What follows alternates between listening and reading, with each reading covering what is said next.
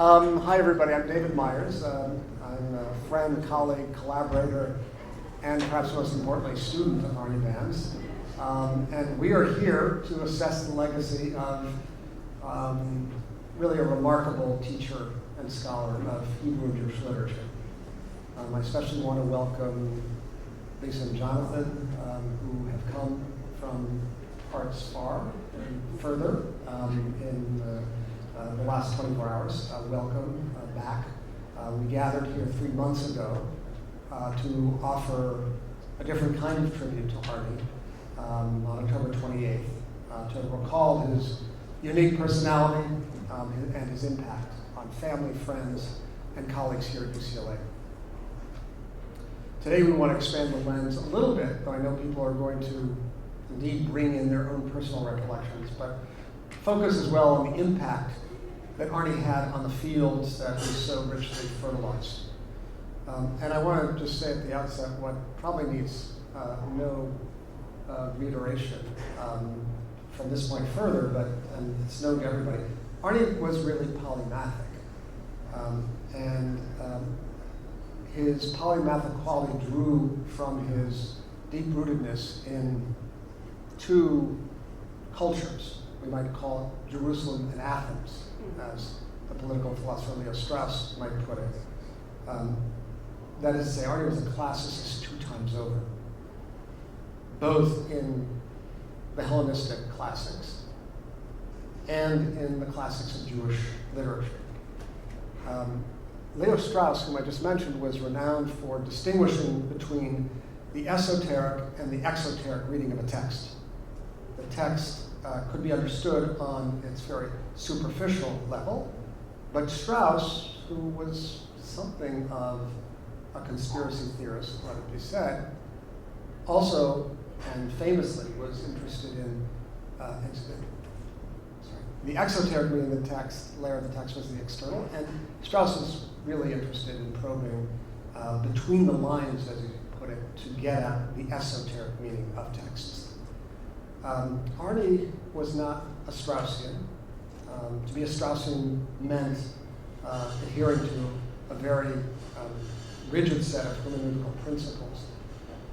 But he was a literary detective who constantly probed between the lines to try and get at hidden meanings, double entendres, and literary guises.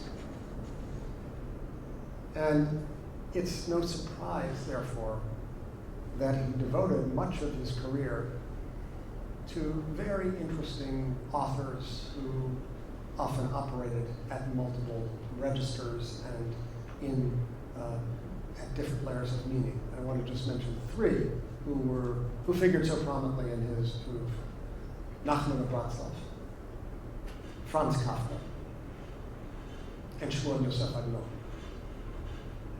all of whom were capable of being read at a surface level, and Arnie would say, at very great risk of profound misunderstanding. Arnie was, if anything, not a pashtan, not someone committed to understanding the pshat, the plain meaning of the text.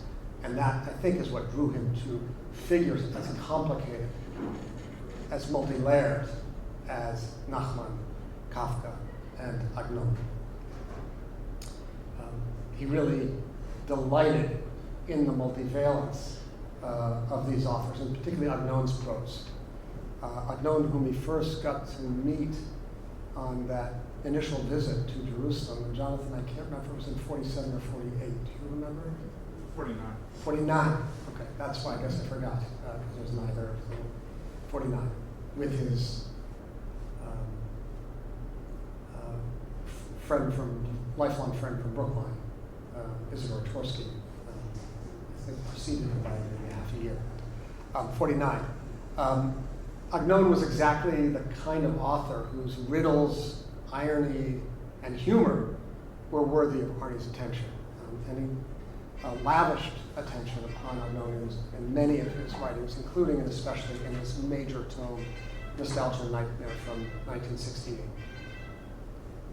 I think I mentioned this at the earlier gathering party, that Arnie's preferred form of scholarly communication was the compact, dense essay in which he could exercise so much writerly control, his very formidable powers of distillation, and his massive erudition.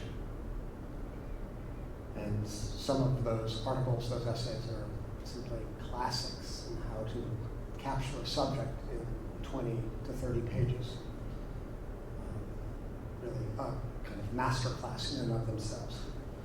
Of course, Arnie demonstrated his method of digging beneath the surface layer to the esoteric meaning, to the multiple meanings beneath the layer, not just as a scholar, but as a teacher, who, with the sternness of a traditional melamed and the love of a lifelong teacher, imparted a sense of the equal importance of learning to read carefully between the lines, understanding the historical context, and attending to the most important and fitting theoretical insights. It's rare that anyone would be accomplished in any one of those capacities, to understand the multiple layers, to grasp the historical context of the kind of texture he did, and to be theoretically alive. Arnie was able to do all of those things, and with, I'd say, a very light touch.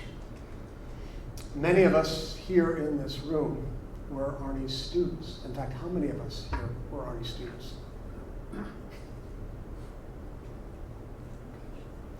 In some sense, we're all Arnie's students, but some actually took classes with Arnie. I did in, I think I mentioned this last time, in 1981, 82, when Arnie was visiting at Yale. And it was my last year, and I was in the first semester, a somewhat rudderless senior with little clarity about what the future held. And after taking Arnie's first class on Hebrew literature, became transfixed with the study of Jewish literary and historical texts, and basically decided by the second semester to commit myself to a career in the discipline, owing overwhelmingly to Arnie. Through his scholarship and his teaching, both of which were unforgettable, Arnie has left a profound imprint on the field of Jewish studies. His legacy is here with us today. His students, those whom he taught directly and those whom he taught in a less direct way, are testament to that extraordinary legacy. Our mission today is really to lift up that legacy as a tribute to a brilliant colleague, teacher, scholar, and friend, whose guiding principle, that which he transmitted to me, and I think to many of us here, was really borrowed from Franz Rosenzweig, who famously said, "Nothing Jewish is alien to me." Arnie set out the aspiration, nothing Jewish should be alien to us. No Jewish text should be alien to us. No piece of the Jewish canon should be foreign to the discerning student of Jewish studies. We all live in desperate anticipation of arriving at the fulfillment of that principle, but indeed, for so many of us, it is Arnie who has set us on the path. So the way we are going to proceed is we're going to have two panels of students, directed and indirect of Arnie's. The first panel will have three presenters and will be chaired by a dear colleague, friend, and student of Arnie's, Professor Bill Cutter. So I invite the panel to come up and to begin this afternoon's deliberations. Well, I'm not going to say anything, and I'm going to introduce the three people all at once. We'll begin with David Jacobson from Brown University, the person on this panel with whom I've worked the most over the years. Notably, I will only add, we are the co-editors of the Festschrift, the celebratory volume of scholarship in honor of Arnie. We were students and shared a lot of similar subjects of interest. Then Karen Grumberg, professor at the University of Texas, who followed me by 25 years, which is hard for me to say, and who has become a very distinguished scholar of work that was not primary to Arnie, but along the edges of Arnie's work, he was able to inspire her in her interest in Gothic writing, in underground writing, and you'll hear a little about that from Professor Grumberg. And then another side of Arnie's life, which we've mentioned at other sessions, is his, we'll say, not non-academic, but not unacademic, but non-academic side, his public commitment to Jewish education in a broader and more demotic, everyday sense. Dr. Gil Graff just recently retired as the director of our Bureau of Jewish Excellence, Bureau of Jewish Education, and it's a wonderful mix of people. And I'm not going to say a word, since then I may ask some questions if you'll leave me time. I have questions in my mind. I just want you to know, I gathered that Professor Myers mentioned this. One of the surprises is that Arnie was interested in the stories of Nachman of Bratslav. He was not only interested because of the historical connection, the emergence of narrative in modern Jewish thinking, but also a particular literary sensibility. And I'll mention that later, something rather interesting, I hope, to people as to how Arnie Band's translation of the stories of Nachman of Bratslav have, in many ways, been as well known as his work on Agnon. So David Jacobson of Brown University, and my friend. One of the nice aspects of this experience, getting together with Bill after not seeing him for many years. So. Of the many doctoral students trained by Arnie Band, I had a unique relationship with him. My first connection with him and with his wife, Laura, took place when I was a child in elementary school. My parents, Clarence and Dorothy Jacobson, befriended Arnie and Laura at some point in the 1950s. And the connection between my family and the then young couple was strong enough that Arnie and Laura invited my older brother Joe, who at the time was 11 years old, and me, who at the time was 7 years old, to attend their wedding ceremony on August 29, 1954. I have a vivid memory of sitting in the last row of Temple Emmanuel in Newton, Massachusetts, observing the ceremony presided over by the late Rabbi Joseph Shubo. As Arnie related in his beautiful, recently published memoir composed with the assistance of his son Jonathan, Arnie and Laura chose Rabbi Shubo over the rabbi of Temple Emmanuel because he could conduct the ceremony entirely in Hebrew, and also because Rabbi Shubo had the unusual courage to speak out against the notorious Senator Joseph McCarthy from the pulpit. This was 1954. Over time, I lost contact with Arnie, except for one brief encounter with him, when he filled in for a Hebrew class taught by his friend David Doch Weinstein when I was 10 during my first summer at a sleepaway camp. Following my graduation from college, I spent an academic year in Israel taking courses at the Hebrew University in Jerusalem. But by what might be considered divine providence, Arnie, Laura, and their sons David and Jonathan spent the same academic year in Jerusalem. In my senior year of college, I had been admitted to graduate programs in modern Hebrew literature at Brandeis, where I would study with Professor Chaim Naftali Brandwine, and at UCLA, where I would study with Arnie. While in Israel, I began to think of a third alternative, which would be to do graduate work at the Hebrew University. During that year in Israel, I took a seminar on the Hebrew writer Micha Yosef Berdichevsky with Arnie, and Arnie spent that year persistently trying to convince me that it was very obvious that the best option of the three educational institutions, Brandeis, Hebrew University, and UCLA, was, of course, UCLA. I suspect that if he and I had not been together in Jerusalem that year, and if I had not been the target of his unabashed lobbying, I would have returned to the U.S. at the end of the year to study at Brandeis. it took a persistent person who had never lost the Boston accent with which I had grown up to convince me that it was okay to venture from the familiar world of the East Coast into the unfamiliar world of the West Coast, which I must admit, I soon came to fully appreciate. Arnie and I shared an identity as American Hebraeus, who learned the Hebrew in America and went on to pursue academic careers in the field of modern Hebrew literature.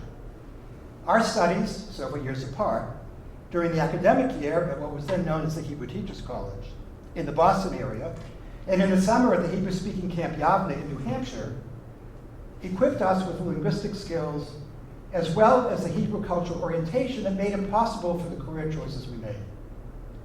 Although I did not fully recognize this when I was Arnie's graduate student, I have come to realize that we shared an orientation toward modern Hebrew literature which for the most part was not shared by our Israeli scholarly colleagues. While we were open to appreciating the religiosity present in a significant number of works of modern Hebrew literature, our Israeli colleagues were less likely to share that appreciation and more likely to focus on the secular dimensions of that literature. The scholarly orientation of most of our Israeli colleagues was, I believe, influenced by the tendency in Israel to consider religion and secularism to be distinct categories that were not compatible. This sense of a persistent tension between secularism and religion, which influenced them, was to a large extent the product of the secular Zionist revolution against the Orthodox Jewish establishment, which had been so central to the period leading up to the creation of the State of Israel. Such a dichotomous view of the relationship between religion and secularity was not central to the American Jewish communities in which Arnie and I grew up. Small details from my memory of Arnie provide examples of the ways that we, as American Jews, who became committed to modern Hebrew literature and culture, differed in our attitudes towards religion from most of our Israeli counterparts. When I was in graduate school, Arnie davened in an Orthodox synagogue. I recall that Arnie told me that he had hired tutors to teach Talmud to his sons David and Jonathan. And the graduate program I had with Arnie included not only a very extensive required reading list of major authors in modern Hebrew literature, but also an admonition from Arnie that I should be sure to regularly review the weekly Torah portion throughout the year. And in my case, I seriously considered studying to be a rabbi before choosing a career in academia, and during my first year at UCLA, I co-founded a Shabbat morning prayer group at Hillel.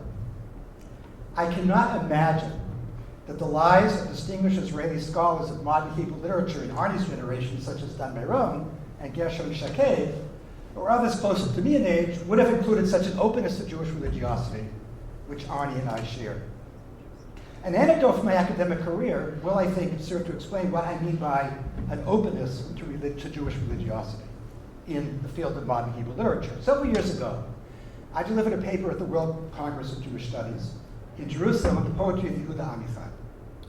This paper was related to the research I was conducting, which resulted in my book, Creator, Are You Listening? Israeli Poets on God and Prayer. The focus of this research was to explore what I argued to be a genuine interaction with religious experience in Israeli poetry, including that written by authors who were observant of traditional Jewish practice, known as Datiyim, and that written by authors who were not committed to such traditional practice, known as Chilonim. As is well known, Amichai grew up in a traditional observant family, but as a young man, he ceased to be religiously observant. In the paper, I presented readings of Amichai's poetry based on the understanding that although he was not religiously observant, in his poetry, he really was engaged in a genuine search for God.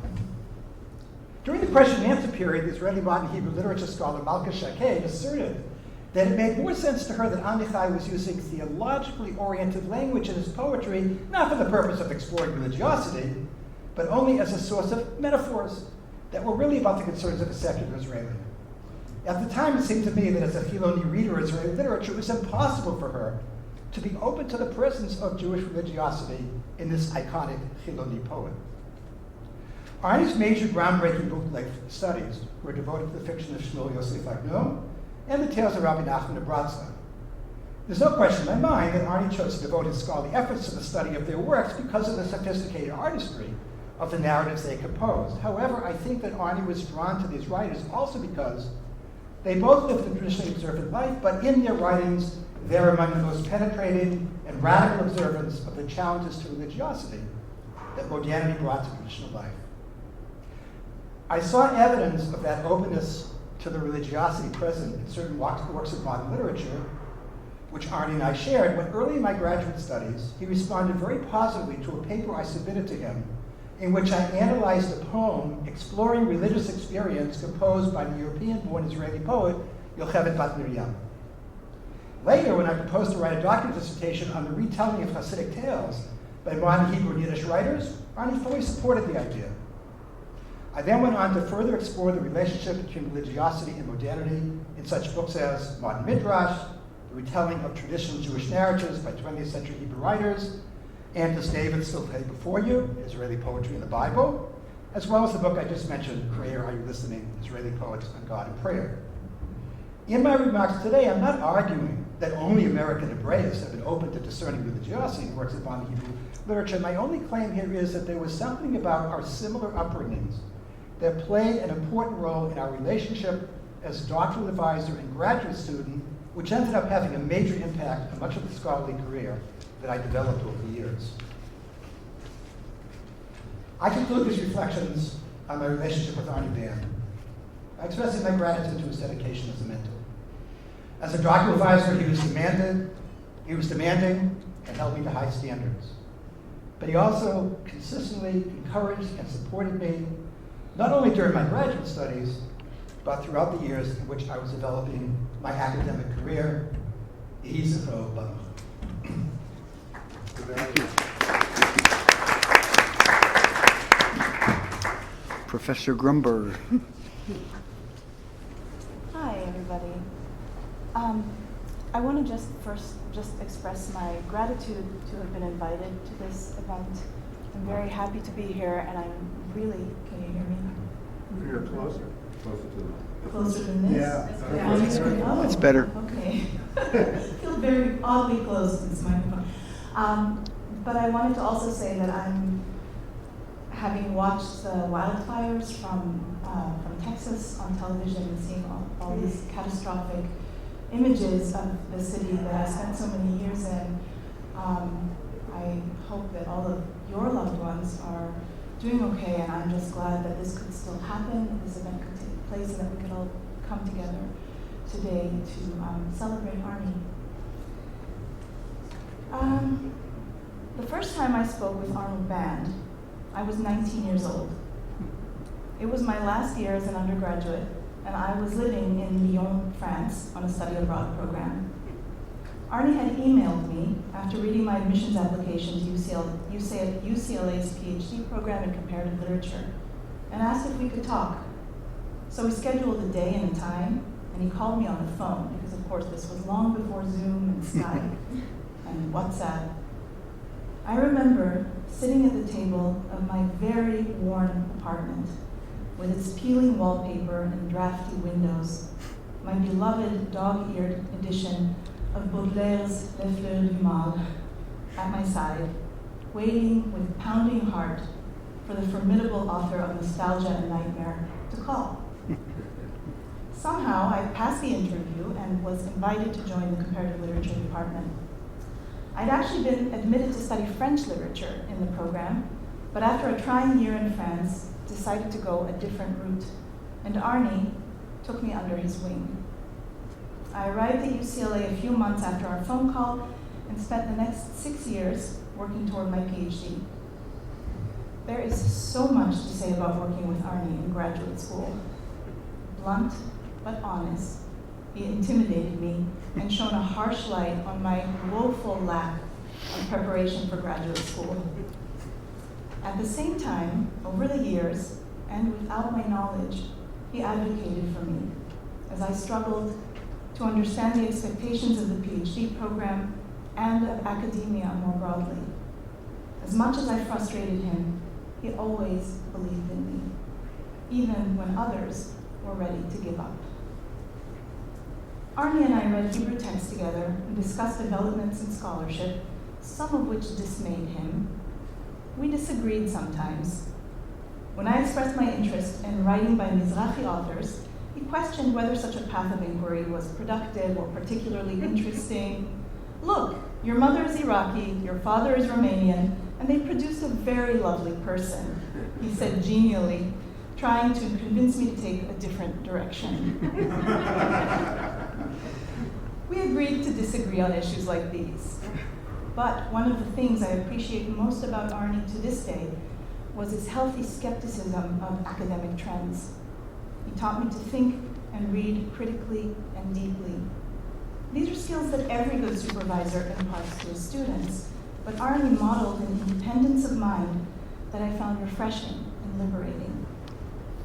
I want to tell 3 little stories that illustrate values that Arnie instilled in me beyond the conventions of graduate training. Values that speak to the kind of scholar he was, a rare and almost extinct breed, which have stayed with me over the years and have shaped the scholar that I've become. The first little story. I arrived at UCLA fluent in spoken Hebrew, but unable to read and write. My family left Israel when I was in 2nd grade. I was what's known in the realm of language pedagogy as a heritage speaker. Arnie immediately told me to start from the beginning and work my way up in the Hebrew curriculum. So I spent my first 2 years among the undergraduates in language classes taught by Lev Chakak and Yonah Sabah. But that was just part of Arnie's plan for the revival of my Hebrew. A few quarters in, he announced, "You need to start attending Shabbat services," apropos what we just heard. Synagogue was not a regular part of my upbringing or my life. I grew up being the only Jew in my class in a working class suburb of Texas. Mine was a very private sort of Jewishness. Moving to Los Angeles was a sort of revelation for me. So many synagogues with Jews of so many different backgrounds, so many communities and sub-communities. I was already intrigued when Arnie issued his decree. And I myself was becoming painfully aware that trying to read Hebrew literature with little knowledge of Judaic texts and interpretive traditions was an exercise in futility. Outside Israel, where exposure to the Hebrew Bible and to various interpretive traditions begins in primary school, it's all too easy for students of Hebrew literature to get by without engaging with these traditions. This is particularly true if their programs emphasize familiarity with critical theory as the foundation of doctoral study, as do comparative literature programs. So I went to synagogue. Every Saturday morning, I walked to Temple Bet Am. I heard David Myers and many others interpret and discuss weekly Torah portions. I absorbed the uncannily familiar yet unfamiliar word treasure and syntax of the historical Hebrew texts. I became aware of the vast, wonderful world of biblical and Mishnaic allusion and intertextuality in Hebrew literature. And even though I cannot immediately identify the source and meaning of these allusions and intertexts, it would take years of yeshiva study for me to be able to do that, I learned to recognize them, to appreciate them, and to consult with my Eben Shoshan concordance, and today with Sefaria.com, to follow their lead. The experience of regular synagogue attendance enriched my Hebrew immeasurably and made me aware of the layers and crevices where its riches await excavation and interpretation. Anecdote 2. In my final year at UCLA, the year I'd finished writing my dissertation, a new faculty member joined the Department of Comparative Literature, Dr. Gil Hochberg. I was in Tel Aviv the year before Gil arrived, which meant that I missed her campus visit and her job talk. Arnie and I met, and we discussed the possibility of asking her to join my doctoral committee at that rather late stage. Having read some of her work and liking it, I was curious to hear Arnie's thoughts. He expressed unreserved admiration. Gil actually still reads books, he said, a little sadly. At that moment, it occurred to me that this man, who had established UCLA's Department of Comparative Literature in 1969, had witnessed the discipline as a whole move farther away from reading books. My own affiliation at UT Austin is with the Department of Middle Eastern Studies, an interdisciplinary regional studies department where language is paramount. I'm also core faculty in UT's program in comparative literature.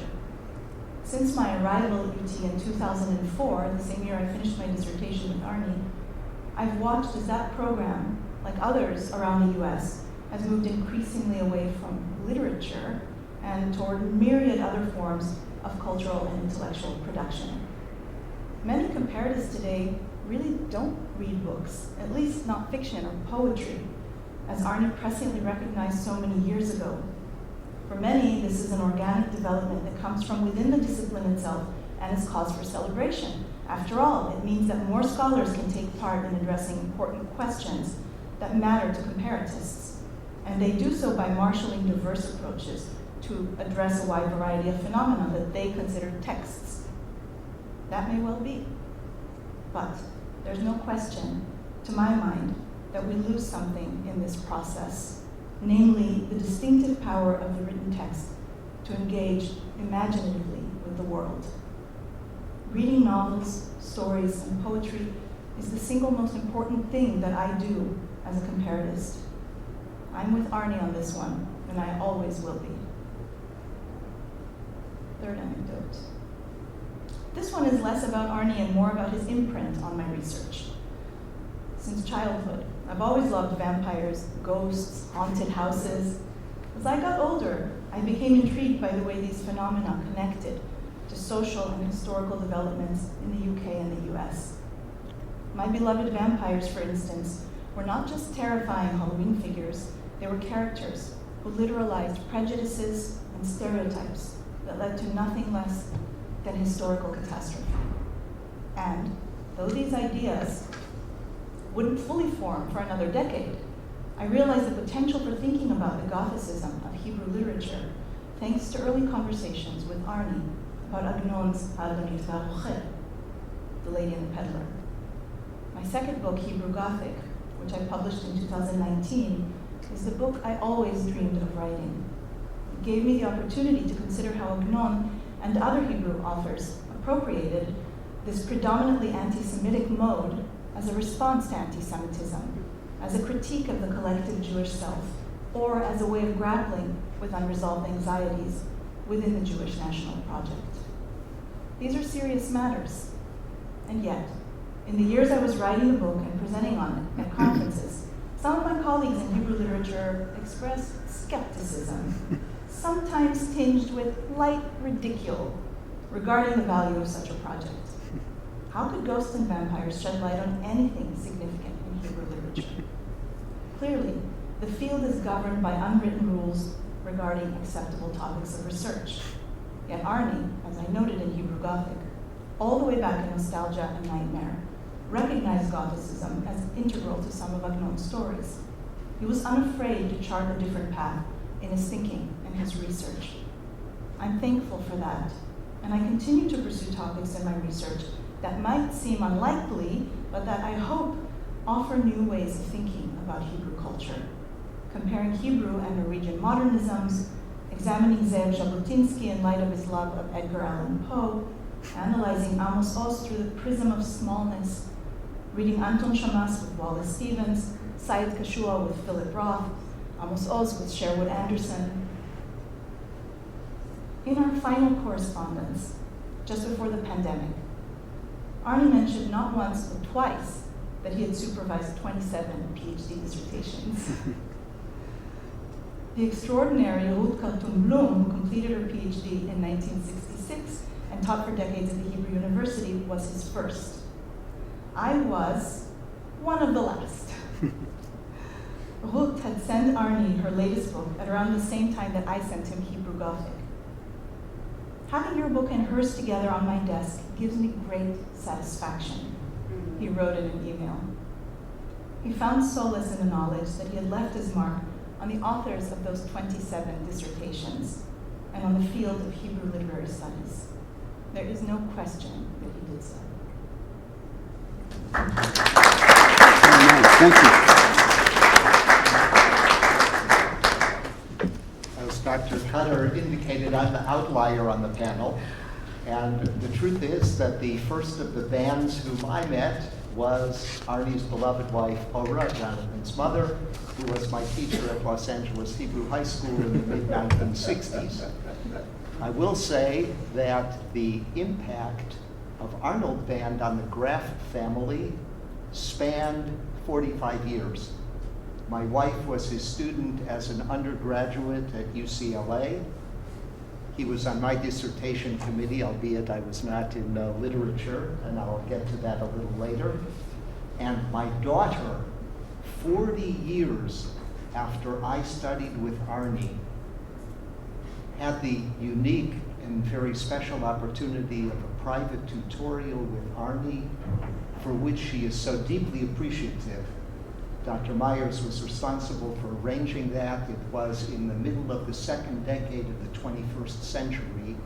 It was 40 years after I had had another opportunity of which I will speak.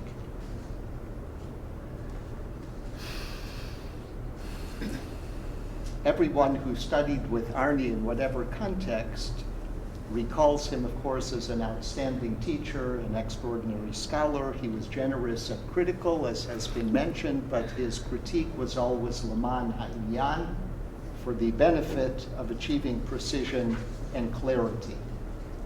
It's well known that an article that Arnie wrote in 1966 was a very important part of the process that led to the establishment of the AJS. That's been referenced by Dr. Myers. By the way, parenthetically, I must tell you that in one of the terms during which David served as the head of the center, I went to a number of lectures of prominent people who would come from all sorts of places, nationally and internationally.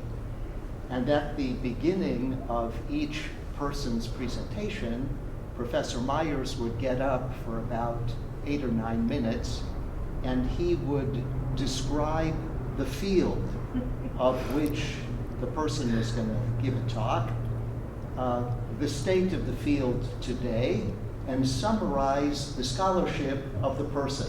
And I always wondered, when the person gets up, how does the person feel about that? And today I learned.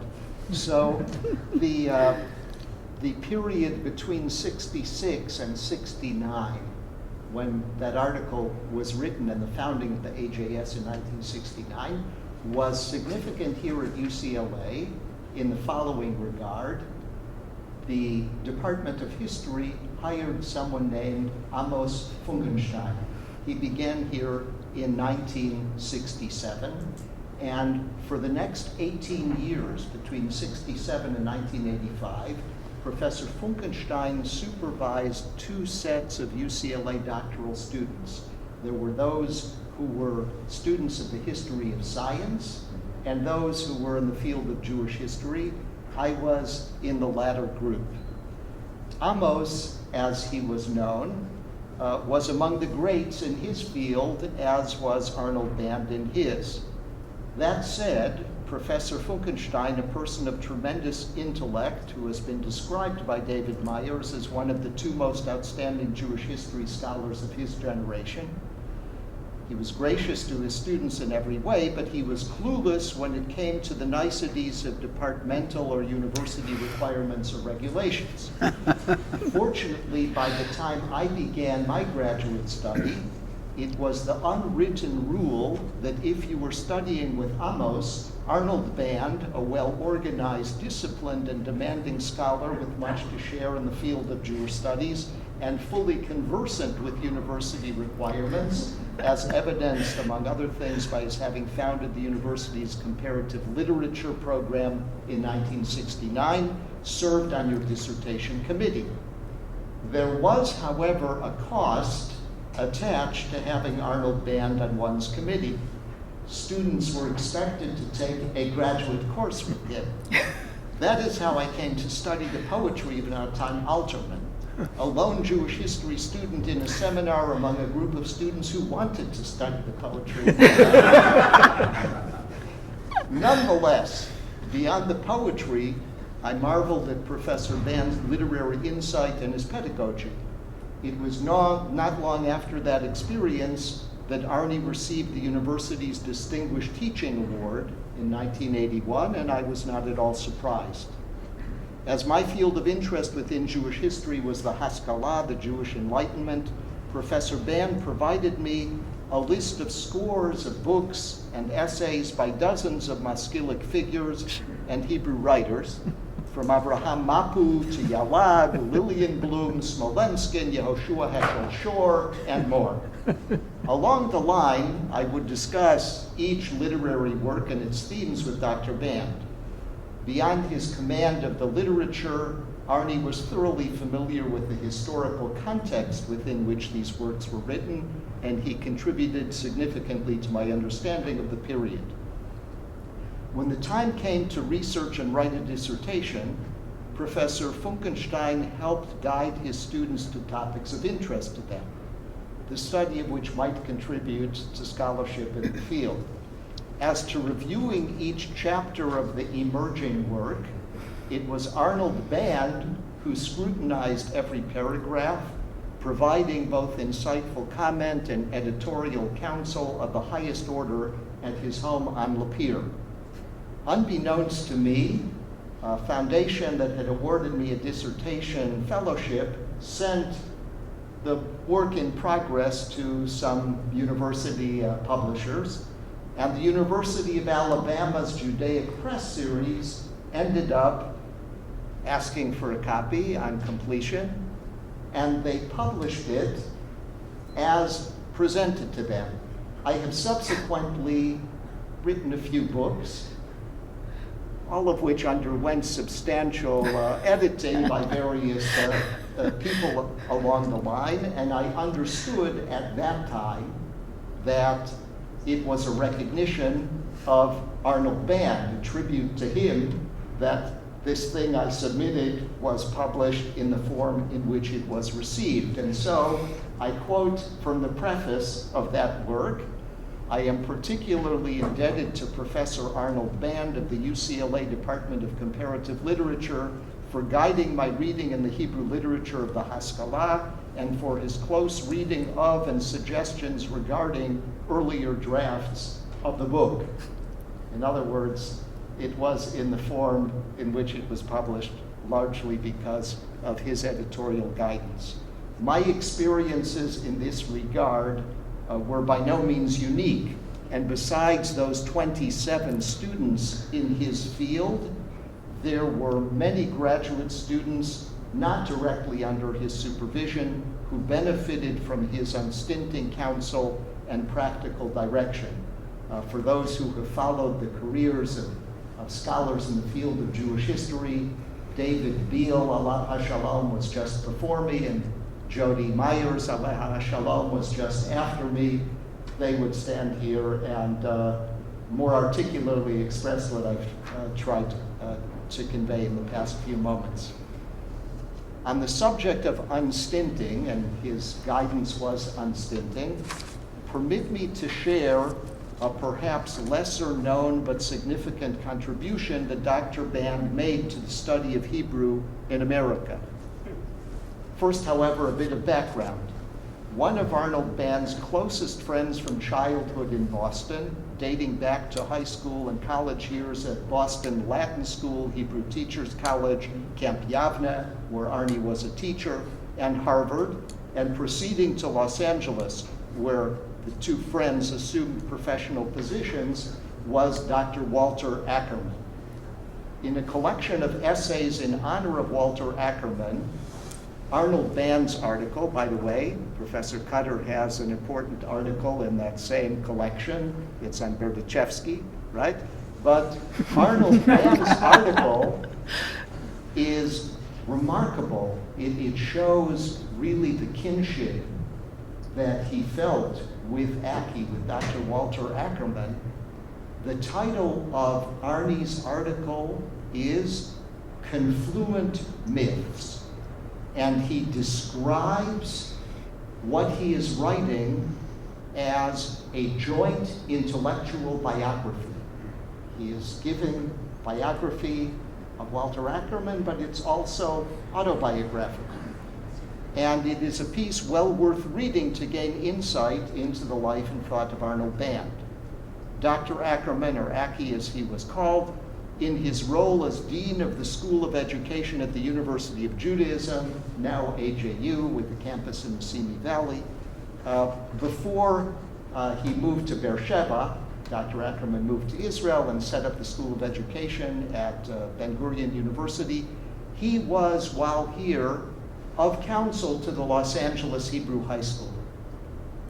And the Hebrew High School at the time, we have alumni of the Hebrew High School seated here. The Hebrew High School was like the Pro Store that Arnie attended in Boston. It was a program that offered more than 500 students in 8th through 12th grades, 8 weekly hours of Hebrew language education and Jewish learning. But the faculty at the Hebrew High in the late 1970s, the Hebrew language faculty specifically, felt that new instructional materials for Hebrew language education needed to be developed for the school. Aki, who was advising the school, said, "Why don't you ask my friend Arnie Band?" And so the Hebrew High principal, Sheldon Dorff, did that. And for a period of 3 years, Dr. Band met weekly with a team of 5 Hebrew language educators, one of whom was his wife, Ara, and they arrived at an approach for developing materials, and as they developed the materials, they would be reviewed by Professor Band. Eventually, the materials were field tested and published as a series, the Shlav Hebrew Language series, by Behrman House Books, and these books remain available and in circulation 40 years later. Professor Band, the school's principal, Shelley Dorff, told me, refused any remuneration for his weekly seminar in support of this project. He contributed his time and expertise to the school for the sake of promoting greater Hebrew literacy among successive generations of Jewish high school students. When I told my daughter, most recent in my family, to study with Arnie, that a symposium would take place at UCLA dedicated to the contributions of Arnold Band, she pronounced, after fondly recalling her studies with him, "Arnie was a true maskil, an intellectual, an enlightened individual possessing vast knowledge. For the thousands of students who studied with him over a span of more than 60 years, he was certainly that, and a memorable teacher and an inspiring presence. His contributions to scholarship, including, of course, his exploration of the works of such authors as Agnon, Kafka, and Nachman of Bratslav, endure, as does his impact on countless students, including this one, whose lives he deeply touched." Thank you.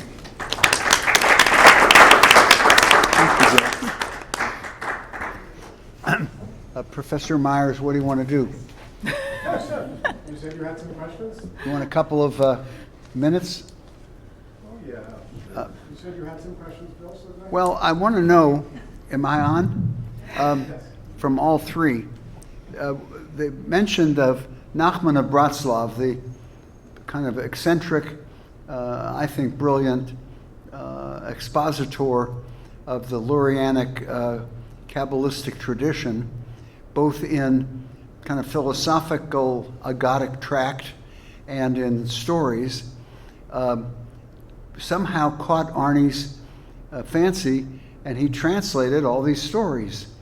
Every Wednesday, I meet with a UCLA legal law professor, a child psychologist from Pacific Oaks in Pasadena, a graduate student of Amos Funkenstein's in Chatham, New York, and the former dean of Hebrew Union College. And we go over the Hebrew of these, each week a different story. And one of the people doesn't know a lot of Hebrew and follows in Arnie's English. And one of the great thrills I have is nobody's been perverse enough to do this, but I get a thrill when somebody says, "Doesn't Ban understand what's going on in the story?" So the question is, of course, that's always easy to do with a translation. The fact is, the translations are careful, crafted artfully, and even things that some of us didn't like have reason behind it. Would each of you be able to comment a little bit about why that fascination of all the things that brought Arnie into a different world of discourse. So I'd love to hear what you think. Just speculate. You're davening, or are you thinking? Thinking. Thinking. I will say, I mean, just sort of more generally about, can you hear me? About translation, that is something that I only pretty recently became interested in myself.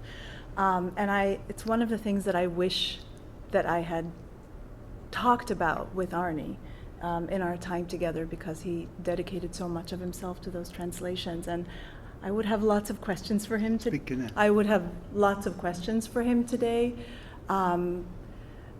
Because I think it's an entirely different dimension of his sort of scholarly persona that brought him to translation.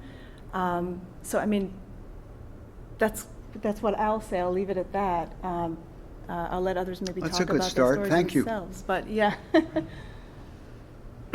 I think I've been working with this translation. I was doing some work for a little while on Nachman Bratslav, and I think it's a masterful translation. I think his mastery of language. One of the interesting things about it is that there have been many other attempts at translating, and some, starting with Buber, who did a very imaginative reworking of the stories, was not at all liberal translation.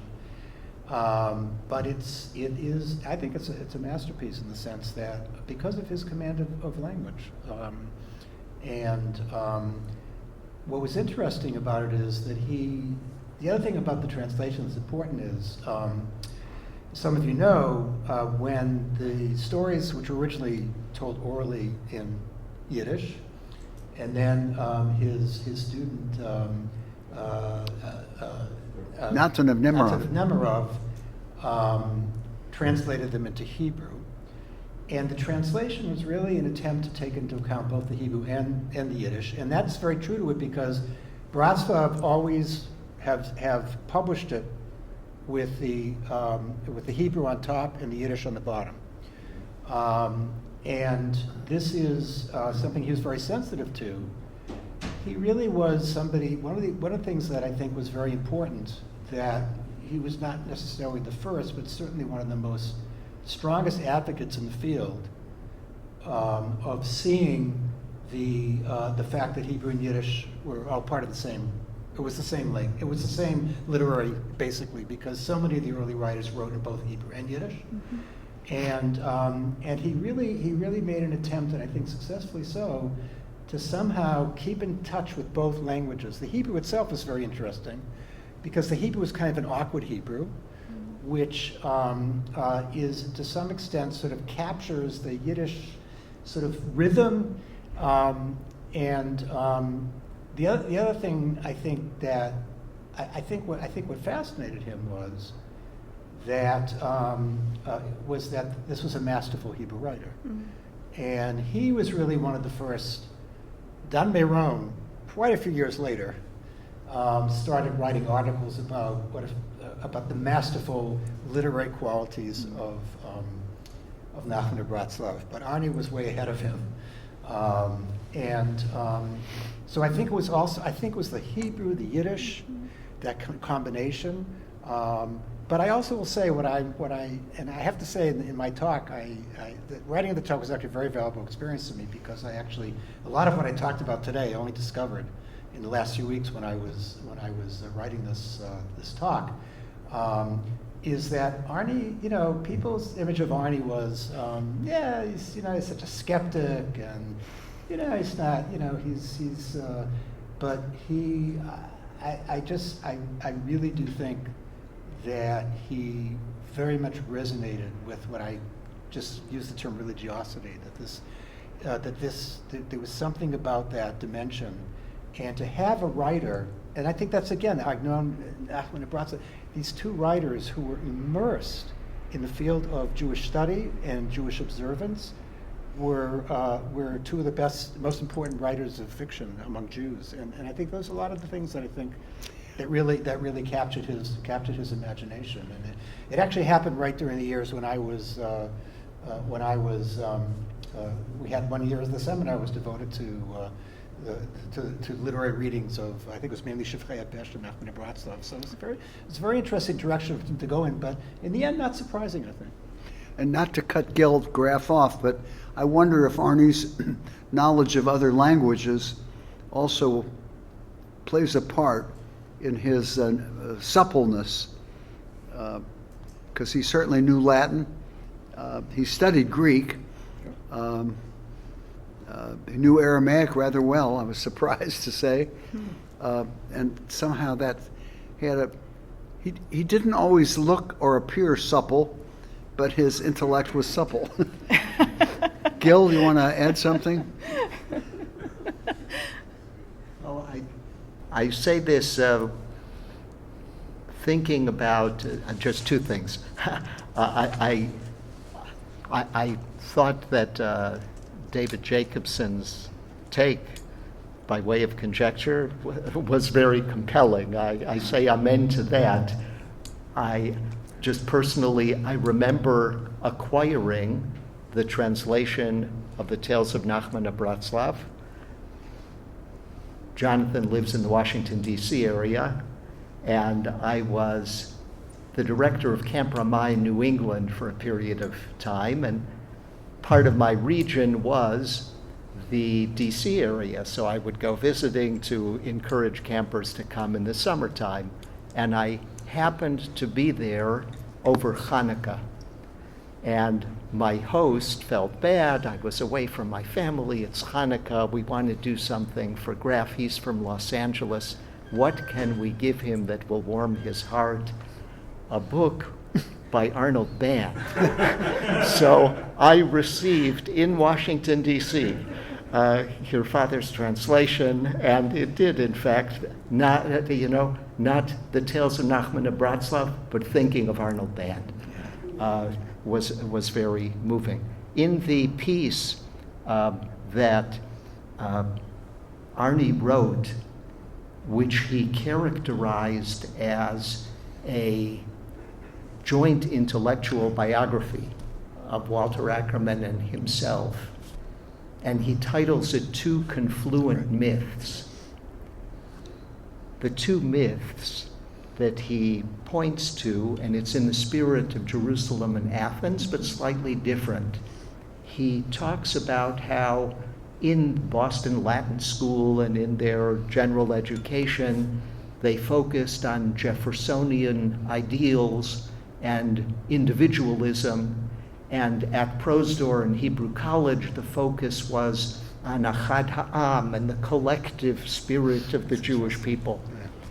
And he pointed out that Ackerman in his work and thinking about education looked at educational systems, the collective enterprise of educating generations of learners, but the educational collective was about nurturing the individual. He, Arnold Band, started with individuals, with Kafka, with Nachman of Bratslav, with Agnon. And that individual, however, to understand the writer, one needed to understand the collective, the picture, the historical context, what's going on in their world, in their Yiddish and Hebrew world, and their reflections on anti-Semitism and vampires, as the case might be. So, it is his self-reflection on the way he approached the literature that he studied. If I can just add Please. Because as I was hearing, Closer to the mic, please. sorry, as I was listening to you talk about the translations themselves, and sort of also thinking about what David Maeera said in his introduction about I don't remember the word that you used, David, but it got me thinking I think of it as in sort of an excavative. There's an excavative. I don't remember exactly what the metaphor was that you used, but it was something similar, right? And then thinking about what I said about not having spoken with Arnie about translation, but it occurs to me that for him, and in light of what you just said about education as well, that for him, that it's one and the same process, that is getting to know the author on this sort of profound level, getting into the languages. The process of doing that during the endeavor of translation is not so very different from the thought process that goes into sort of literary analysis. I think that it makes sense to me that they were intimately intertwined, that for him they were not separate endeavors, that they were really connected. Yeah. I think we should wrap it up, and I want to thank the panel. And I have, believe me. Before we invite up the next panel, I'd like to thank this panel for kicking us off in such a stimulating way. And just say a few things. Can I help? let me try. If the table's steady, I'm okay. Thank you, David. I'm good.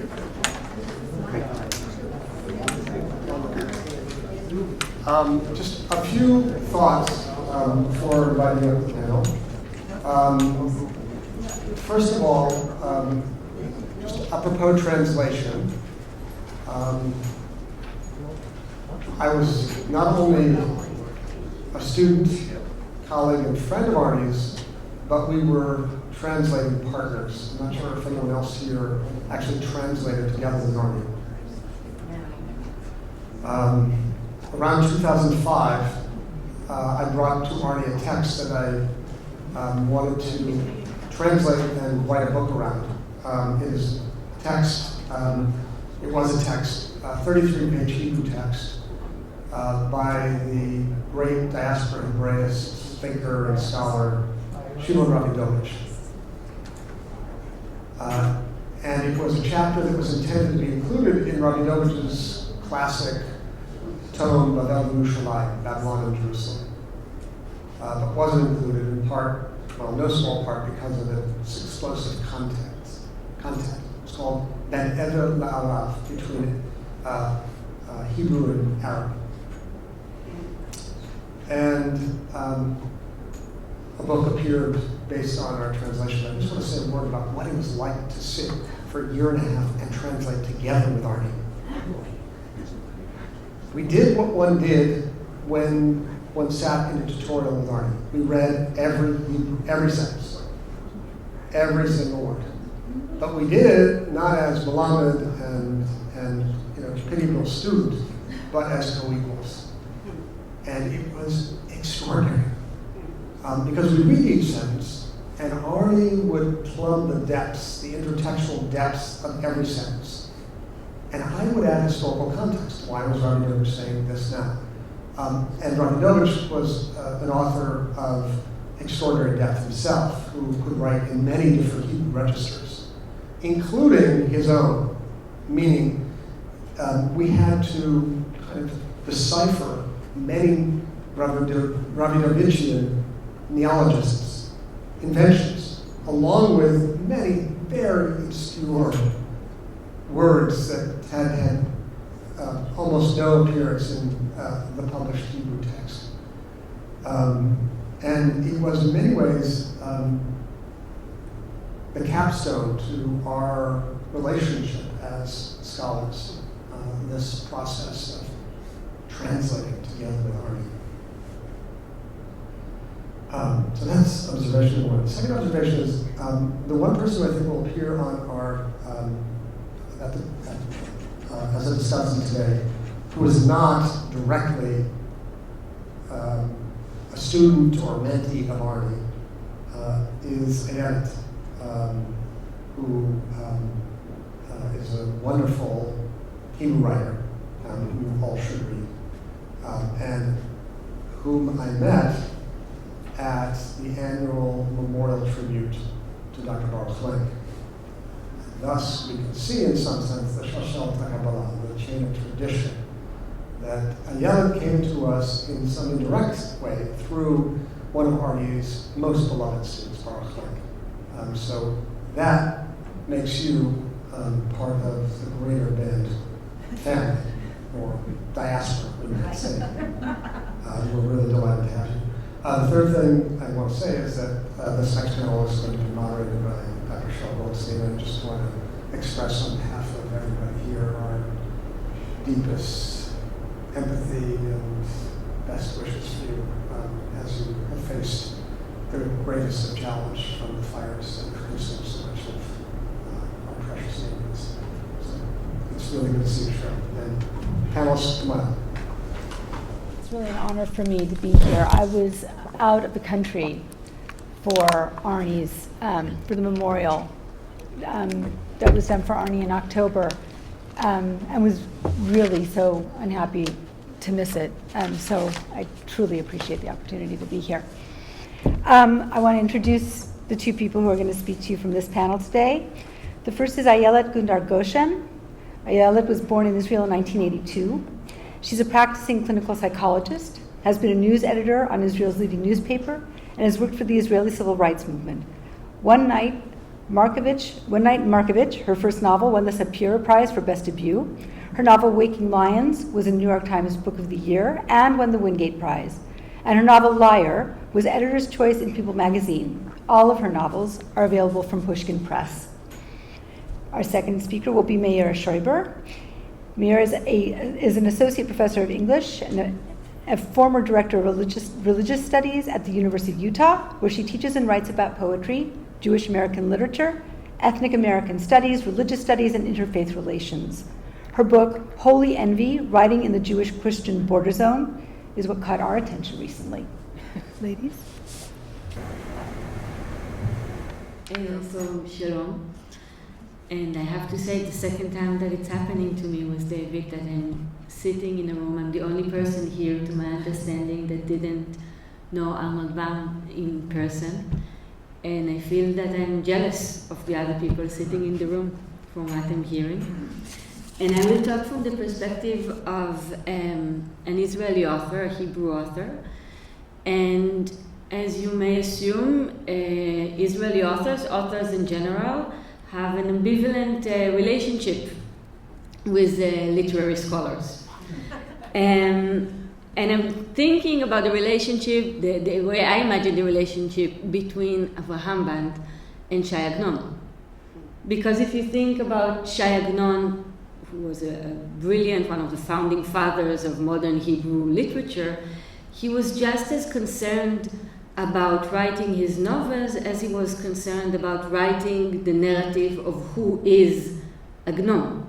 He puts just as much attention to details and very well crafting the narrative of who is Agnon as he does into crafting his own novels. The classical example for that is the fact that Agnon was born in Tisha B'Av, which is a very meaningful date, and he did Aliyah to Eretz Israel in Lag BaOmer, another meaningful date. So the dates were very beautifully picked. And then comes Arnold Band and tells the real narrative. So instead of accepting the narrative of the author, which luckily most readers do, comes the literary scholar and does the opposite. He's looking at the way the narrative is crafted. He's writing about the becoming of the author and not just about the text. He compares the myth with the fact, and I have to tell you from the author's perspective, there is nothing more intimidating than this moment for us. Just think about a magician who gets the audience puzzled as he's chopping a woman in two, and then there's somebody, can you hear me still well? And then there's somebody in the audience who's saying, it's a trick, he's hiding her, she's over there. It's a difficult moment. But at the same time, there's a but, and it's a very big but, because while the literary scholar strips the author, undresses the author from the narrative, he also gives him another set of clothes, which is the historical context, the Jewish context, the psychoanalytic context to the writing, which is a context that the author himself is quite often completely unaware of, and maybe has to be unaware of in order to be able to write the way he writes. And so, for instance, when Avraham Band writes about Achet v'onsho betmol shilshom, crime and punishment in only yesterday, he is referring to the fact that in the center of this novel there's Yitzchak riding on the back of the dog Kelev Meshuga, and in his end, this is going to be a spoiler, he is beaten by the same dog and he dies. Now, Agnon's novel was published in 1945. It was written between 1943 and 1945. And I have to say, as an Israeli author, when I was thinking about coming here to meet you, and I was looking into this article, Crime and Punishment, in only yesterday, I was shocked to think that we're meeting at this time, in which many Israeli authors are asking these questions of what can you write after October 7? How can you write after October 7? How can you write in the middle of a war, in the middle of an ongoing trauma? And then I read this piece that Avraham Band writes about how can Agnon write only yesterday. He's writing this in Jerusalem at the same time as he knows that the people in Europe, his people in Europe, are being persecuted. And I think the question that he puts on Agnon in this essay, in Crime and Punishment, is the exact question that many Israeli authors are asking this very day. I mean, most of the authors I'm talking with, the first question we ask after How's the Kids is, are you able to write anything right now? And many say that they can't write anything, and those who can write say it also almost apologetically, as if you feel guilty or ashamed for being able to write at a time like this, as if there is shame in running to a world of fiction while reality outside is as it is. And this echoes between the essay that Band is writing about Agnon and between these questions of writing right now.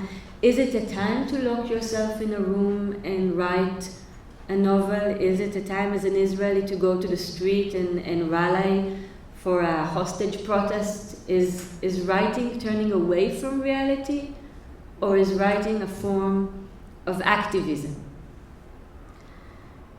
And what kind of modern Hebrew literature can be written after October 7th? We are talking about Hebrew literature being written in a time where there is a boycott over Israeli literature and Israeli authors. We are talking about the future of Jewish studies in a time in which I was on a reading tour in the US a year ago when my novel was published in English. And in about half of the campuses I visited in the Jewish Studies department, they had to have a campus police because we didn't need it. But the fact that they thought that they might have a police outside the Jewish Studies event. But I think most of all we're talking or asking how will Jewish Hebrew literature will look while it is written in a stage of ongoing trauma.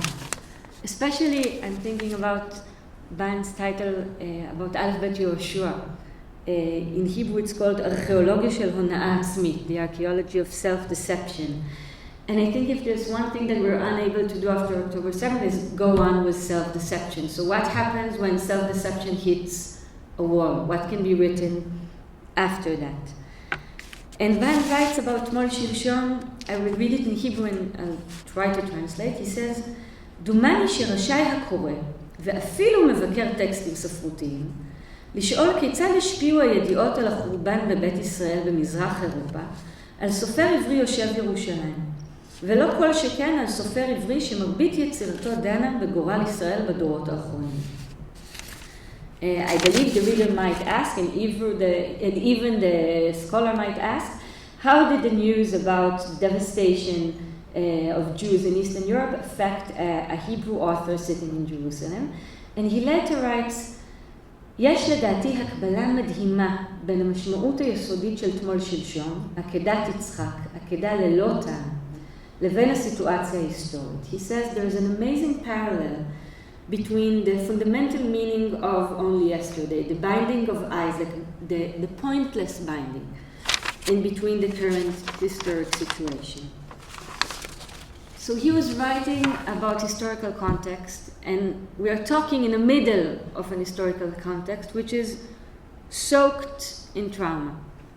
I can say on the personal note that for me it was, for a long time, impossible to write literature after October 7, but what I did write was a lot of testimonies, because I'm also a clinical psychologist. I work in a mental health hospital, and right after October 7th, we had a trauma center that was opened in Ayelet, the city of Ayelet in the south, where the refugees of the massacre were evacuated. The people of Nir Oz, the people of Kerem Shalom, they were evacuated to Ayelet. And so I came there not as an author, I came there as a psychologist.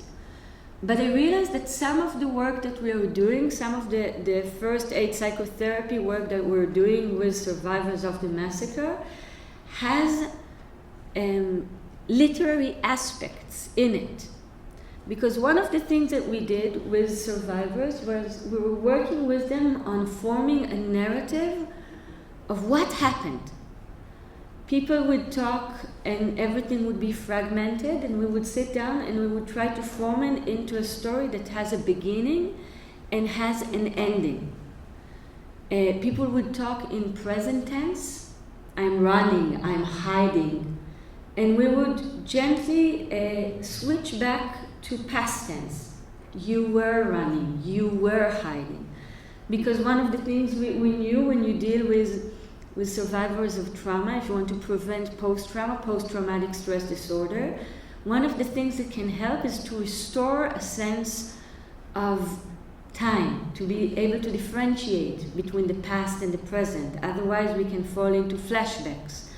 Another thing that we did, this is not immediately in the first days after October 7, but in the ongoing process with survivors from the Nova, one of the things that we did was to ask them to try and write the next chapter in their life. Where do you want to be a year from now?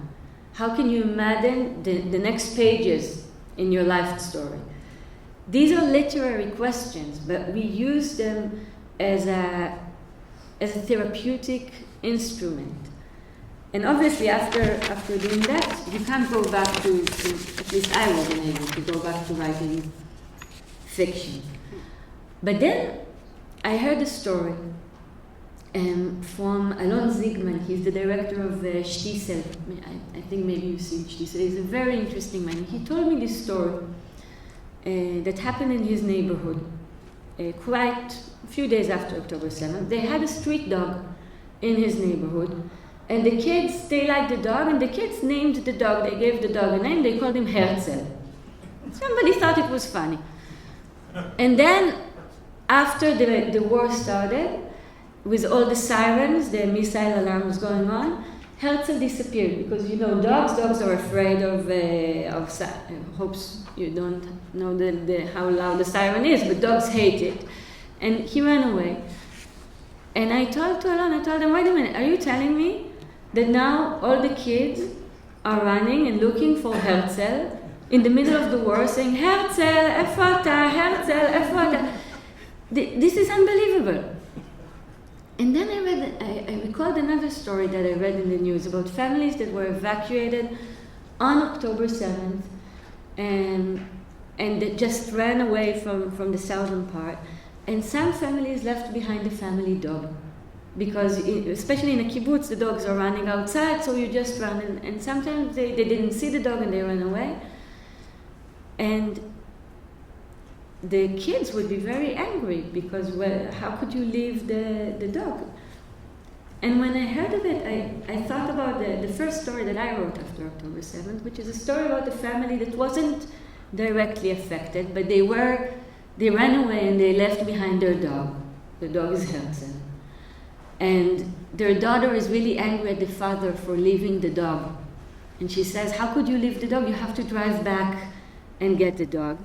And can you hear me? Okay. And for a few days, she's nagging him, let's drive back and get the dog. And because he sheltered her so well, she doesn't know exactly what happened. So she can be a typical Gen Z saying to her dad, you're a bad dad, and drive there and get the dog back.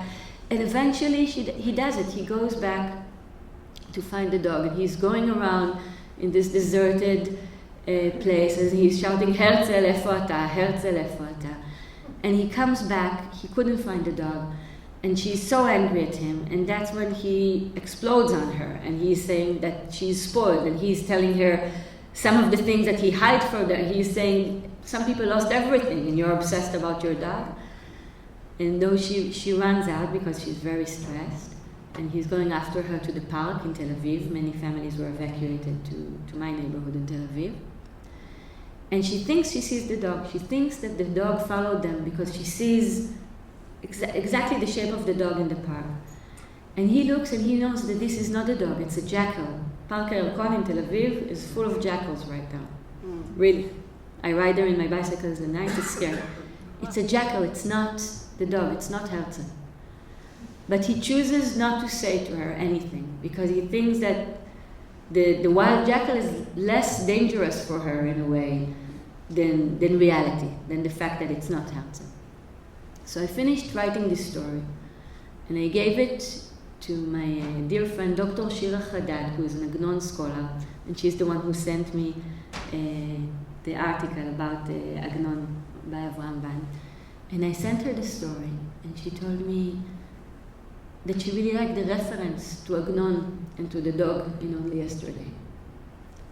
And I had no idea what she was talking about. Because of course I know the dog, I know Agnon, I know Only Yesterday. I read it, but I did not think about it at all. And I think as authors, this is the relationship between the scholar and the author. As author, we write from the ground zero. We write from within. We don't necessarily know what is it that we're writing about and why we're writing it, and which part inside of us is holding the pen. So our sight is limited. And we need literary scholars to tell us who we are right now. And for me, my experience of reading Arnold Band after October 7th was very meaningful because it gave me a perspective not just about Hebrew literature written so far, but also it made me think, or it gave me a perspective to Hebrew literature that will be written in the days to come. So thank you for that. Yeah? Can you hear? Okay. First, I want to give a shout out to Ayelet.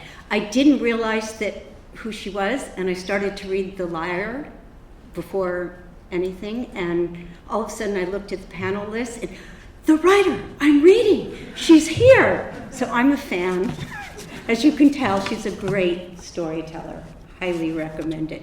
And I also really want to thank you for naming Hebrew literature as an ongoing project. I think that Professor Band would be very pleased to hear that it is ongoing. So, like all of us, I'm very glad to be here. In my case, I'm feeling that we often miss the opportunity to tell our teachers how much they meant to us. Indeed, even though I thanked Arnie in my acknowledgments to my first book, I never had really the chance to reflect on the most profound ways he influenced and inspired my own intellectual development. We were encouraged to say something about our own personal relationships with Arnie, so I will start with that. I first met Arnie, Professor Band, as I knew him then, when I came to LA to do a fellowship at the then called University of Judaism. I was pretty lost and trying to find some sort of academic direction. I can't remember exactly why, but I ended up in Arnie's formidable office filled with books top to bottom. With incredible generosity, Arnie, I still have trouble calling him that, for part of me will always be just a little bit intimidated, suggested that I join his graduate seminar in contemporary Hebrew poetry. I had no business being there. I was in way over my head, but I loved it. And I held on to many of the books, and just last year tried my hand at translating Yonah Wallach's notorious Tefillin. I wish I could show Arnie my efforts. Since that seminar, we stayed in touch. He and Ora befriended me, and I went to their home for Shabbat lunch on several occasions. I think we have themes coming out here in this tribute. And I attended some of the salon meetings that they held for Jewish studies in Los Angeles. Transplants from the East Coast, both Arnie and Ora were deeply committed to making Los Angeles a vibrant site of Jewish intellectual life. While I was starting to work on my first book on Jewish American poetry, Ken Reinhardt, who was then the director of Jewish Studies here at UCLA, invited me to give a talk on Allen Ginsberg, who I was writing about at the time. This was one of my first solo lectures, aside from the dreaded job talk, and I was quite nervous. I was just about to start, and I looked up from the lectern and saw Arnie and Ora sitting there front and center. The hall was really pretty empty, but it didn't matter. The bands had come to hear me. After the talk, they took me to dinner, and Arnie gave me invaluable advice, directing me to look at Alan Mintz's, may his memory be a blessing to us all, his important book, Responses to Catastrophe in Hebrew Literature. That suggestion got me thinking about the project in a whole new way. Up until then, I had been working on Ginsberg solely in the context of modern and contemporary American verse. Once I put Mintz's work into the mix, I began thinking about Howell and Kaddish as part of a much larger Jewish literary tradition, that of lament. This direction made for a much more interesting and less provincial book than I would have initially embarked. Again, thank you, Arnie. When Arnie died a little less than a year ago, I was grieved, and I was in Utah, and I went online to see what sorts of memorials were being offered. And I stumbled upon a beautiful tribute offered by you, David, in which you spoke of Arnie's gift for the essay, as you did at the outset of our discussion today. A well-made, chosen analysis that demanded clear, focused arguments with a firm eye on the larger historical, theoretical, and emotional contexts. Immediately, I went to the library and I took out a copy of Studies in Modern Jewish Literature, his 2003 collection spanning many years of creative scholarship. I was very glad to have the chance to sit with this book in anticipation of today's gathering, and I want to tell you a little bit about what I learned. The volume begins with a confession of sorts. Arnie likes maps. Not only do they speak to his love of travel and journeys of discovery, but laid out flat, they invite close reading, tracing connections between here and there, and viewing discrete places as part of the expansive whole. A much bigger story than we might have otherwise imagined. He writes, quote, "All serious Jewish texts emerge out of centuries of intellectual activity." This is the truth of which I need to remind myself repeatedly, even as I begin a new project on an alternative genealogy of Jewish poetics, focusing on Hebrew letters, literally the letters, and cross-linguistic translation, and also find myself in the thick of conversations about the current status of Jewish American literary studies and its future. Reflecting now on some of my more recent exchanges, I think that we, me and my colleagues, may have gotten caught up in the longing to belong, trying desperately to sort out our relationships with ethnic, Asian American studies, to name a few, and leaving to the side the questions of texts, the questions that they produce and the places that they take us. This might be the sort of intervention that Arnie might make, for as he demonstrates in his essay on Israeli identities in crisis, Identity narratives are highly mobile and depend deeply on the text one explores. So much of his work seems prescient. Reading his essays, I am deeply struck by his intellectual ferocity. Arnie seemed wonderfully indifferent to disciplinary boundaries, the sorts of constraints that may prevent us now from doing the kind of deep dives that distinguish his achievements. In addition to offering an array of forays into Hebrew literature, modern and contemporary, the volume offers a discussion of Freud in which Arnie tantalizingly triangulates Freud and the great 18th century Hasidic teacher, Rabbi Nachman of Breslov, by way of Moses. For both, according to Arnie, are drawn to the biblical figure's capacity for seeing the world as but an illusion. Indeed, Arnie was among the very first, as we've said already, but to recognize the literary artistry of Nachman with his annotated translation of Tales coming out in 1978. But it is his poignant reading of Shalom Spiegel's The Last Trial that we see just how much is at stake when it comes to understanding Arnie's own affinity for the essay. Not only does Arnie carefully analyze key turns in the essay, he makes a powerful argument about the very genre of the essay itself, a medium that he and Spiegel share. For he shows us how Spiegel's scholarly essay on Jewish suffering is actually a full-voiced expression of personal grief, of sorrow and anger, a lament. With this move, Arnie shows his hand, inviting us to see his work and ours as legitimate and significant ways of responding to our own historical moments in full-hearted ways. I want to end with a few lines from Truth Seeker's Turn by the 11th century poet Shlomo ibn Gabriel. For the weak poem kills the soul of its author. While he's still alive, it dies. Where the excellent in memory endures, like the new moon, month by month in its rise.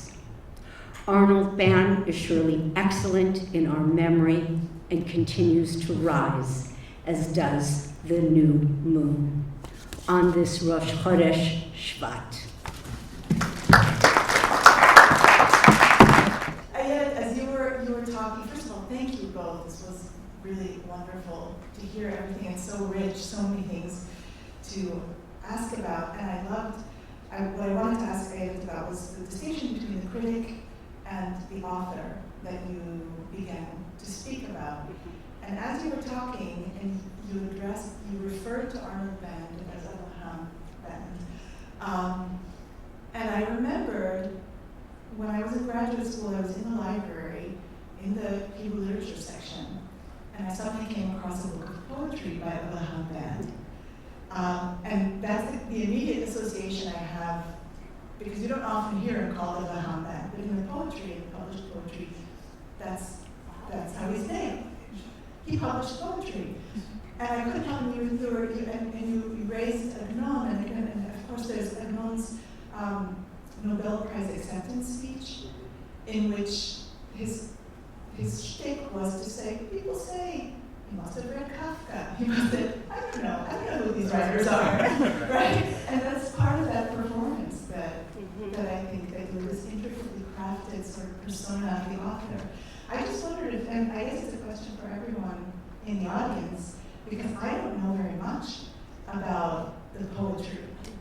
And I don't know if anyone has something to say about that, because it's, I think, particularly intriguing in light of what I had brought up about that role that he takes on with such authority and care in sort of taking apart or dismantling the performance. I've made my way through that small little line, but I have to say, just apropos this distinction between the critic and the scholar, I would suggest that Arnold Band was not a scholar. That's Arnold Band. He was known in the scholar world ubiquitously as Arnold, right? So I'm just sort of imagining that Arnold Band is actually a different literary persona than Arnie Band, the scholar, to sort of play this distinction out a little bit further. Yeah. So I'm Jonathan Band, and so he wrote the poems mainly in the 50s and then in the early 60s. So I was born in '59, so I was, I have no recollections of working on the poems, but I think first of all they're incredibly difficult. It's not, I mean, they're very, very difficult, very obscure, and I'll get to that in a minute. I think in his, probably like many literary scholars,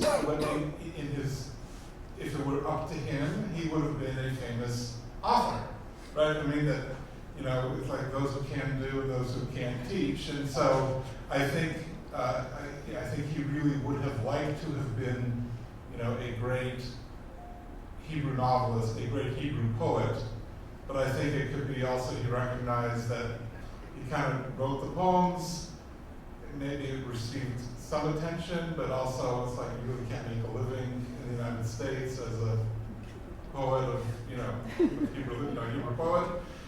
So, but I think that also at various other points, I think he had some frustration that, I think he would have liked to have done more of his own creative work as opposed to being, analyzing other people's works. And I think there was also recognition that maybe that was not his expertise. But the sort of the fascination with the obscure. So everyone's talked, or many people talk today about the Bratslav tales, and so we grew up with him sort of reading. On Friday nights we would first it was the best sort of Bolshem the Bolshem, yeah, and then the Bratslav stories, and there's a reason why I became a lawyer and not, did not go into the family business of, Jewish studies or certainly or anything with literature, is because, I didn't get it, right? I did not only did I not really understand the story, I didn't understand the fascination with the story. I mean, it doesn't, once you analyze, okay, that's kind of interesting, but my attitude always, and this kind of was sort of an ongoing, tension, and I'm sure Ayelet can psychoanalyze what the answer is, but my attitude, and again, this is what lawyers do, is the point is not to be obscure. The point is to say what you mean. I mean, you can only persuade people if it's clear what you're saying. And so I kind of understood his interest in the obscure and trying to figure out what is it that they're trying to say. But a lot of times I said, certainly with some novels, sometimes it really just is what they're saying, right? That that's what there is, and everything else is, that's more about you than about the author. But anyway, I also just wanted to say I really appreciate everyone's contributions and also showing up tonight. So these are really just some thoughts that came to me as I was listening to everyone. So I'll talk to you about my encounters with Arnie, and the first encounter was a tense encounter, and there was a tension that I think that persisted over the years because I was a rabbi, and Arnie was invested in I think from one side of the coin to impress upon me, that there's learning that's not rabbinic, and that there are learned people who are not the products of the yeshiva. And so there was, I guess there was this sort of ongoing little war between us that went on. But at the same time, I'm sorry, my phone is ringing. Arnie was lobbying me all the time. And what he was saying to me was, you know, there's a deep there's a deep Jewish literature that's not Talmud that you need to know, and that I'm here for you. I mean, that was really, I think that was, take advantage of my presence. But there was a really personal message. I want you. It wasn't just take advantage. I want you to be my student.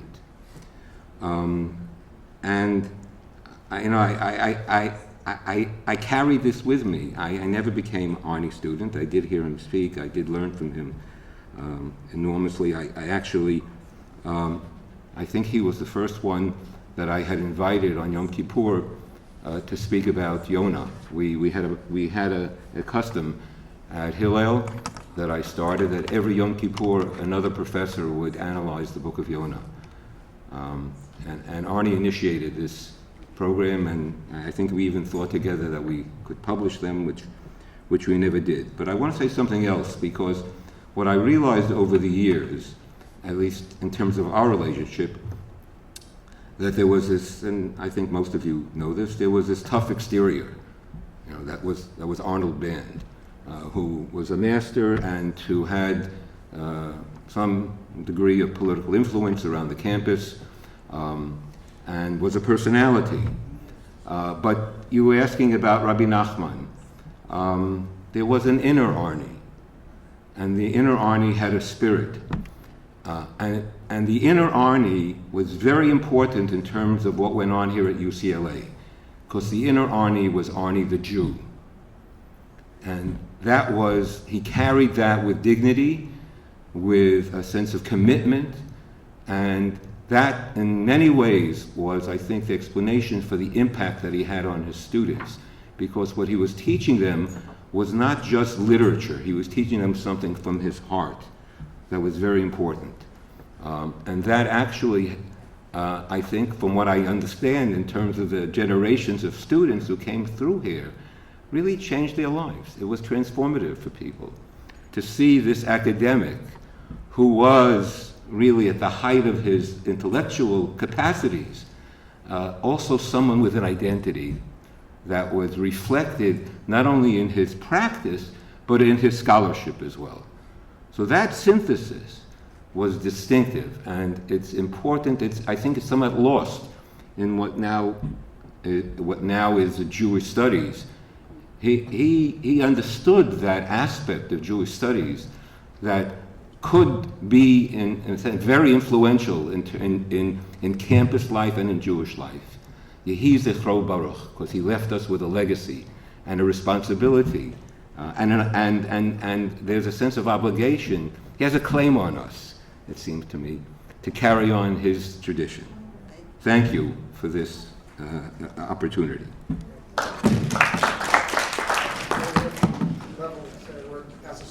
Okay, Lev. Hey, Chaim, how are you? Yeah, how you do? That was that class. Also, we did that class. I'm talking about it. Yeah. I'm Lev. I'm looking around. I think I'm the only undergraduate student present of Professor Band. Not current. That's right. You were? Of course. Of course, you guys weren't born then, but that's okay. It was a transformative experience for me. Like Jonathan, I'm a lawyer. My professors who had the most impact on my studies here, my history degree, Professor Maeera was my supervisor. I took classes with Chaim, who also married me and my wife, and Professor Shreiber. I took every class he taught during the 4 years that I was here because of my interest in ancient Near Eastern languages and cultures, and he gave me my minor in that topic. So I participated in something that I can only describe as magical in the one class I took from Professor Band. And what was magical about it is I also took that class from Rabbi Chaim Shreiber Feller and Professor Myers. It, to my knowledge, was the only time it occurred. It was a team talk class within the honors collegium. My recollection of it was that Professor Band picked the texts based on what I seem to recall they were: Oz, Graff, Bellow, Agnon, and Kafka. My guess is tiebreakers went to him to the extent that there were these disputes. You would think that the professors three taught this class in sequence. In other words, we'd read the text, Professor Band would handle the literature components, Professor Myers would come in and talk about the historical context in which they were written, and then of course we'd hear from the rabbi about the religious impact or the religious origin. But that isn't how it worked. What made it magical was that they taught the class together. It was the only time I had seen that happen, or heard of it happening. And my takeaway from that experience affected really the rest of my academic, but also my professional life, in that I got to watch how professionals disagreed with each other. They did so, obviously, you guys know them, in the most awful way, certainly respectfully, but also using their specific perspective, personalities, to enlighten the rest of us, which as undergraduates, you don't get as many opportunities to see. And by modeling that behavior, by modeling, thoughtful discord, the rabbi referred to it as a war, it wasn't. It was a collaborative tension that I think Professor Band really embodied in many ways because of his background and how richly he thought about these topics that all the professionals here are talking about. And what it left us with really was just this awe of these masters in their fields, taking the time to share that with us. I'm not quite sure why it didn't happen again, but it was wildly successful for all of us. And when I went on to work in law firms and have law partners, and as I do now, how we train people, how we think about explaining complex issues in our field, I often bring in folks who see it a different way. The folks we negotiate against, we want people to have a perspective. When we work with people, they have other people on their team, and how we all talk to each other and about each other is impactful. And so I always think of it as like this, almost like a challah, these three braids that I see you guys all the time, and wish I saw you more. And I had such a wonderful experience of watching that, and I'm forever grateful to Professor Band for the time we shared.